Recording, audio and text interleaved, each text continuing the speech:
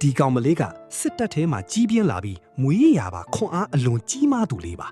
ါသူ့ရဲ့စားနိုင်တောက်နိုင်လုံးနဲ့စွမ်းရည်ကြောင့်စစ်တပ်တစ်ခုလုံးရဲ့ရိတ်ခါတွေတောင်ပြောင်းတလောက်ဖြစ်နေပါပြီတနေ့မှာတော့သူမအတွက်မထင်မှတ်ထားတဲ့အလှည့်အပြောင်းတစ်ခုရောက်လာပါတယ်အဲ့ဒါကတော့နေမကောင်းဖြစ်နေတဲ့မင်းသားတစ်ပါးကိုရတရာချေတဲ့အနေနဲ့လက်ထပ်ပြီးဖို့နန်းတော်ကနေအမိန့်ကျလာတာပါပဲစစ်သူကြီးကလည်းသူ့ရဲ့စားနိုင်လုံးနဲ့တန်ကိုမခံနိုင်လို့ရှင်းထုတ်ချင်နေတာနဲ့အလွယ်တကူပဲလွတ်လိုက်ပါတယ်မင်္ဂလာဆောင်တဲ့နေ့မှာပဲသူမရဲ့ထူးခြားတဲ့စွမ်းရည်တွေစပြပါတော့တယ်မင်းသားပေးတဲ့ကြောက်စိမ့်ဆွဲသီးလေးကိုအမှတ်တမဲ့စုပ်ကင်လိုက်တာကြီးမောသွားတဲ့အပြင်မင်းသားရဲ့ခြေလမ်းတွေကိုကြည့်ပြီးမင်းသားကတမင်နေမကောင်းချင်အောင်စောင့်နေတာကိုပါရိပ်မိသွားပါတယ်မင်္ဂလာဦးညမှာတော့အဆိုးဆုံးဖြစ်သွားပါတယ်ကတင်ပေါ်ကိုအားရပါရခုန်တက်လိုက်တာရှီဟောင်းအမွေနှစ်ဖြစ်တဲ့တန်ဖိုးကြီးရှားပါးတစ်သားကတင်ကြီးတစစီကျိုးကျသွားပါတော့တယ်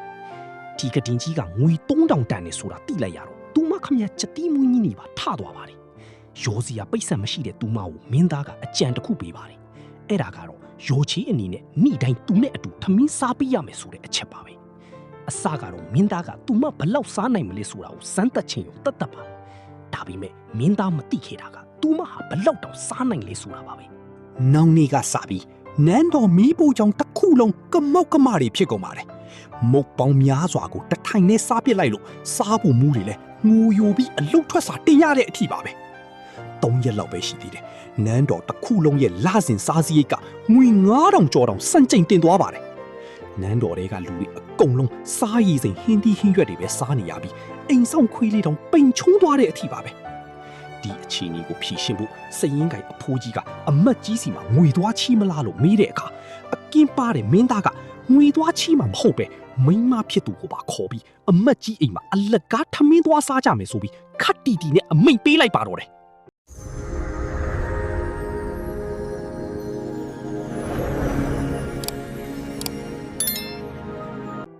်စံအိမ်ကမီးပိုကြောင်တစ်ခုလုံးပြောင်တလင်းခါသွားလို့မင်းသားနဲ့ကောင်မလေးတို့ဟာအမတ်ကြီးလီရဲ့အိမ်ကိုထမင်းအလကားသွားစားကြပါတော့တယ်အမတ်ကြီးအိမ်ရောက်တော့လဲကောင်မလေးကအာနာရကောင်းမှမသိပဲဟင်းပွဲတွေကိုခတ်တီတီနဲ့အကုန်သိမ်းကျုံစားပါတော့တယ်ပကံတွေတောင်ပုံရပုံဖြစ်နေတာကိုကြည့်ပြီးအမတ်ကြီးခမမျက်လုံးပြူသွားပြီမဲ့မင်းသမီးကအစားအသောက်အရန်စားနိုင်တာပဲလို့အာနာပါနာပြောရှာပါတယ်အကင်းပါတဲ့မင်းသားကလည်းသူကအိမ်မှာဆိုဘိုက်80ရာခိုင်နှုန်းလောက်ပဲစားတာပါဒီနေ့အပြင်ထွက်လာရလို့စိတ်ပျော်ပြီးများစားမိသွားတာပါဆိုပြီးခတ်တီတီနဲ့ဝင်ကာပေးလိုက်ပါတယ်ထမင်းစားပြီးအိမ်ပြန်စိတ်ရထားပေါ်မှာတော့ကောင်မလေးကအစားအသောက်တွေအလကားကျွေးတဲ့အမတ်ကြီးကိုသဘောကျသွားပြီးအမတ်ကြီးကသဘောကောင်းလိုက်တာနောက်တစ်ခါထပ်သွားလို့ရမလားလို့မေးပါတယ်မင်းသားကလည်းသွားရမှာပေါ့မနှက်ဖြန်ကြရင်ဒူးအမတ်ကြီးကျန်းရဲ့အိမ်မှာပွဲရှိတယ်တံပတ်ခါကြရင်အမတ်လူရဲ့အိမ်မှာမင်္ဂလာဆောင်ရှိတယ်တအိမ်တဆင်းသွားစားကြမယ်လို့သူ့ရဲ့ထမင်းအလကားစားမယ့်အစီအစဉ်တွေကိုထုတ်ကြွားပါတော့တယ်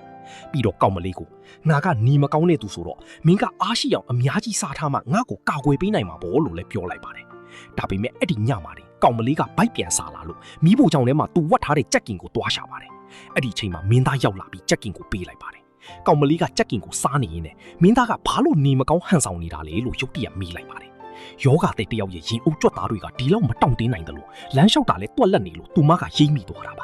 သူတို့စကားပြောနေတော့မှပဲအပြင်ဘက်မှာမျက်နှာဖုံးစွပ်လူသက်သမားတွေရောက်လာပါပြီ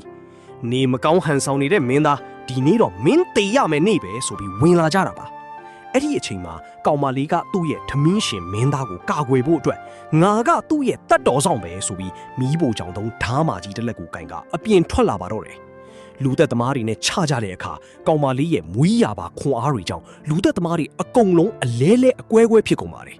ခြာနီရင်နဲ့ဓားမာကြီးကနည်းနည်းပဲ့သွားတော့ငါတို့အိမ်ကဓားမာလဲ quality မကောင်းလိုက်တာဆိုပြီးတော့ကောင်မလေးကစိတ်ပြက်လက်ပြက်ညီးလိုက်ပါသေးတယ်အပြင်မှာတိုင်းချနေတာကိုမင်းသားကအခန်းထဲကနေသဘောကျစွာနဲ့ကြည့်နေပါလေ